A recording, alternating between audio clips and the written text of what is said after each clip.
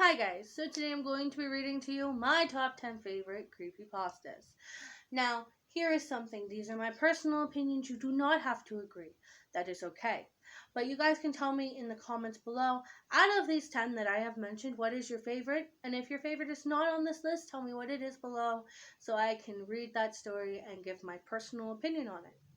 So, with this, I'm not saying anything against the writers. I am not hating on their creativity. This is for entertainment purposes only. And these are, again, my personal opinion.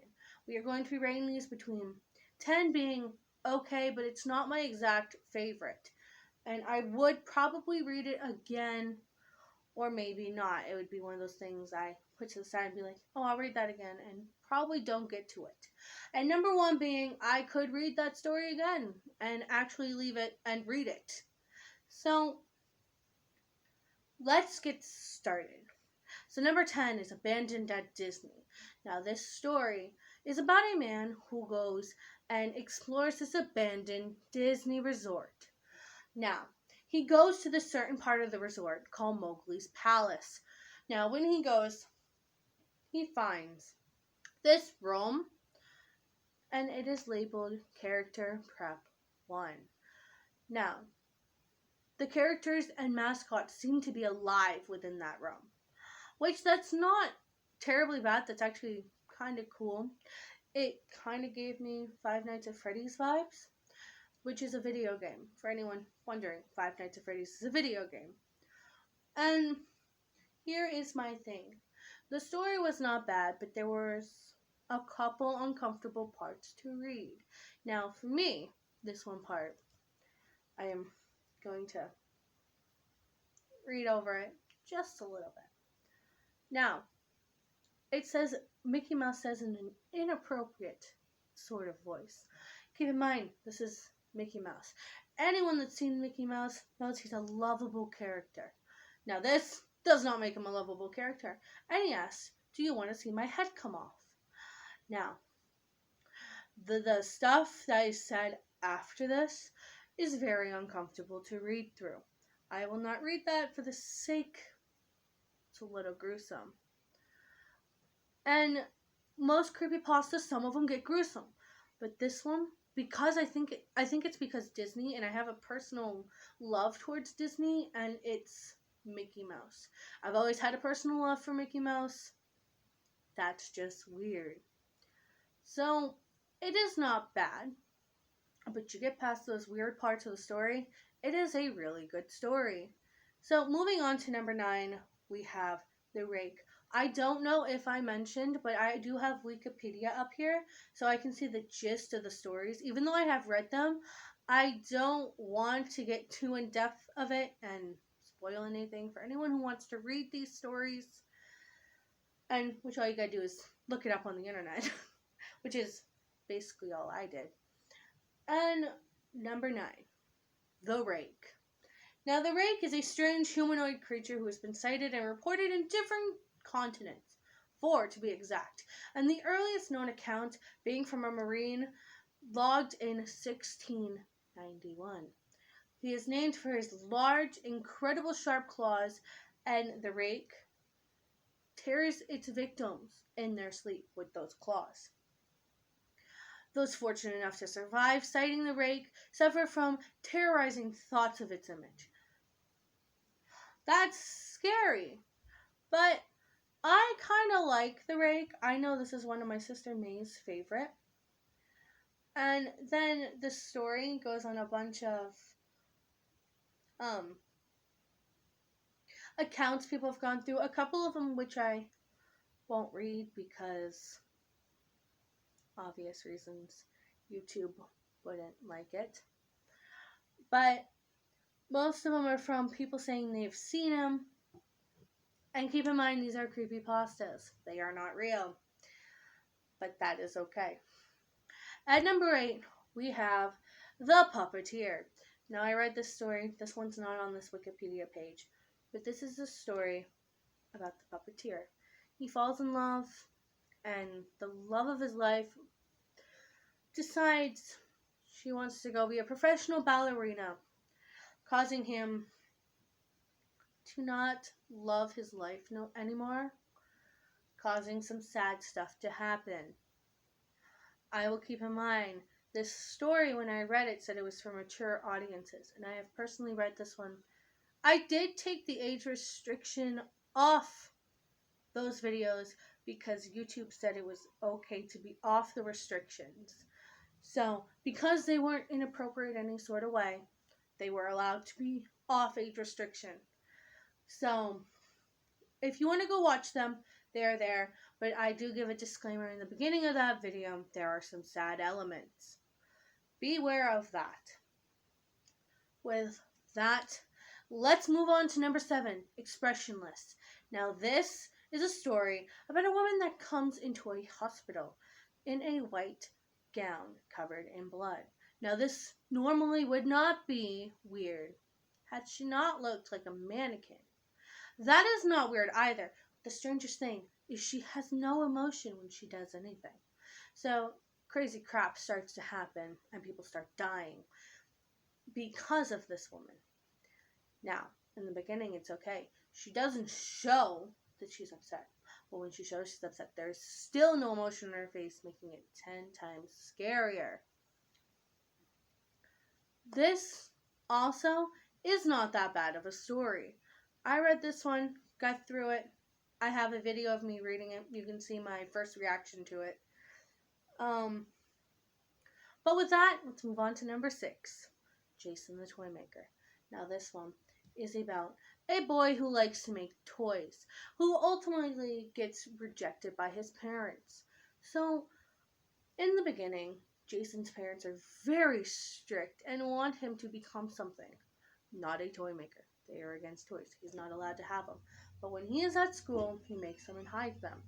Now, this is okay, except one day this girl, I think her name is Amelia, finds him hiding them, and they become friends. She doesn't tell his parents, and there's no sort of blackmail that goes on there. But then weird stuff starts to happen around Amelia, and she knows it has to do with Jason, but she doesn't do anything. Later on in life, he kills a person, murders him, hides him in a puppet, and leaves his friend scared and terrorized with the thoughts he will come back to get rid of her.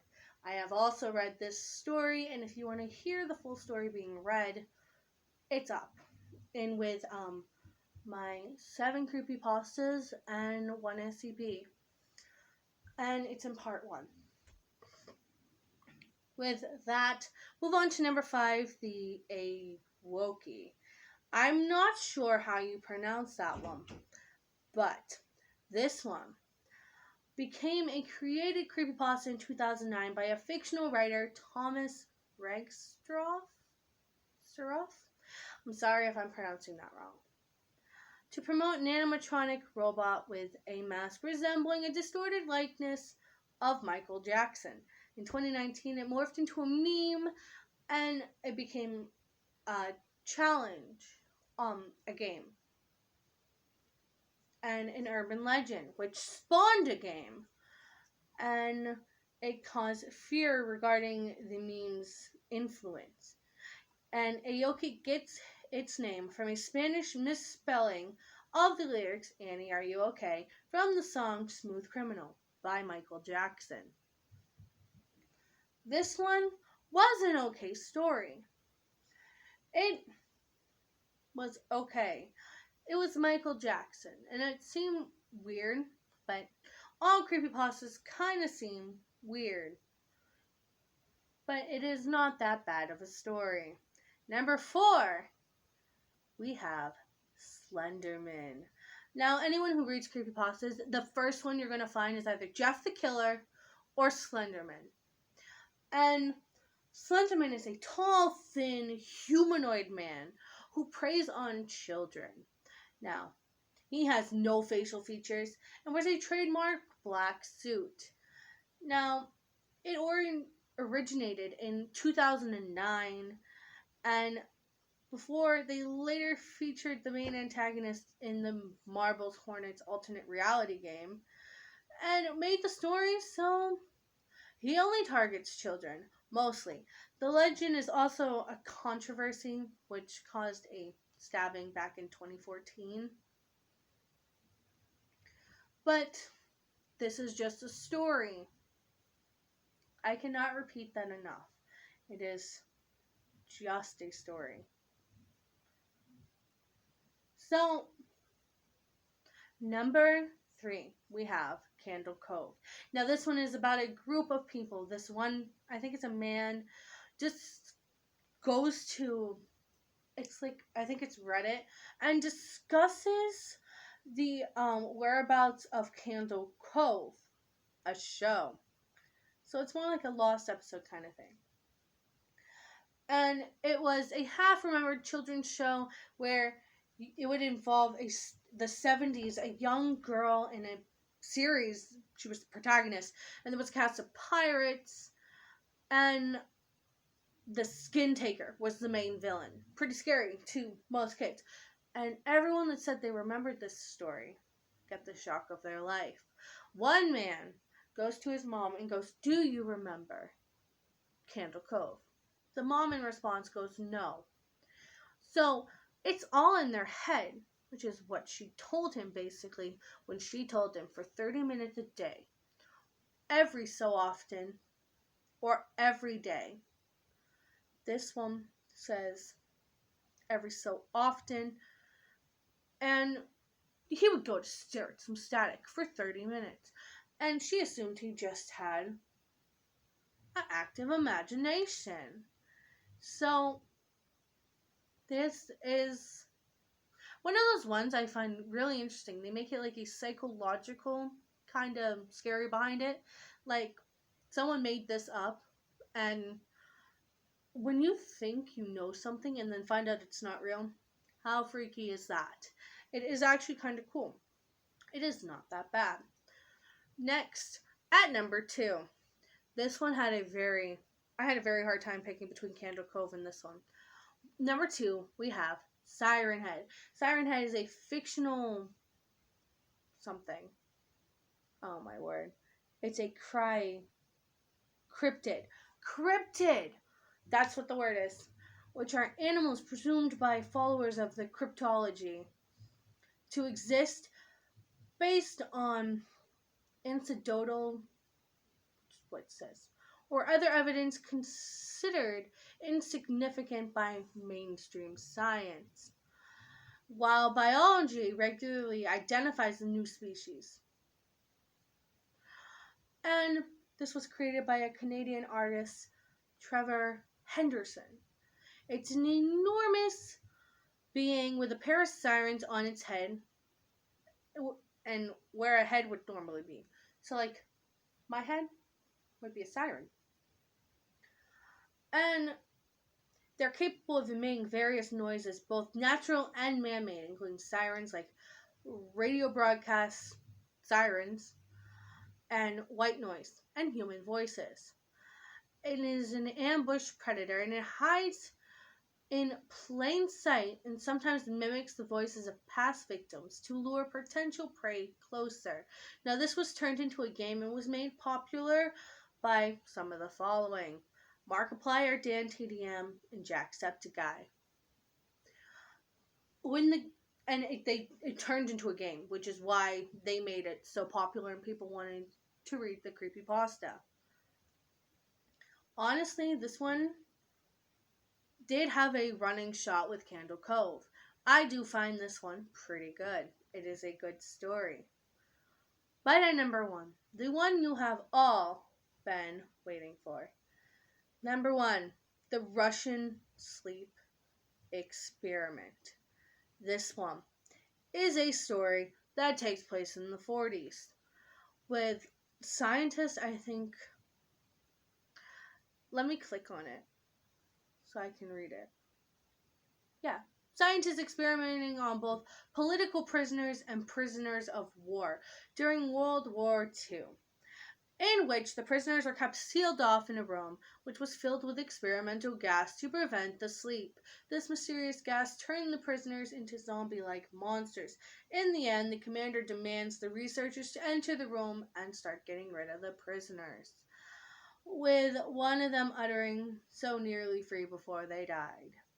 So they did, probably not legal, experiments on humans, turning them into zombie like, scary looking creatures, preventing them from sleeping, turning them into weird looking versions of themselves. They were no longer there. They acted like zombies did. Now, this story was actually pretty creepy. And even when I hear people read it, it is a creepy story. And they would put these people with the gas in a room for 30 days, giving them nothing but that gas. And when they got their oxygen back, they just wanted the mysterious gas because that was keeping them feeling alive, I guess, in a sense. And this one is okay. There's a lot of disturbingness within this one, but that's what is expected from creepypastas. Hopefully, you enjoyed this list of 10 creepypastas. If you didn't see your favorite on this list and want to see them on a list, name them in the comments below and I will get to them. And I will read each of these stories in their own video later. And I'll see you guys in the next video.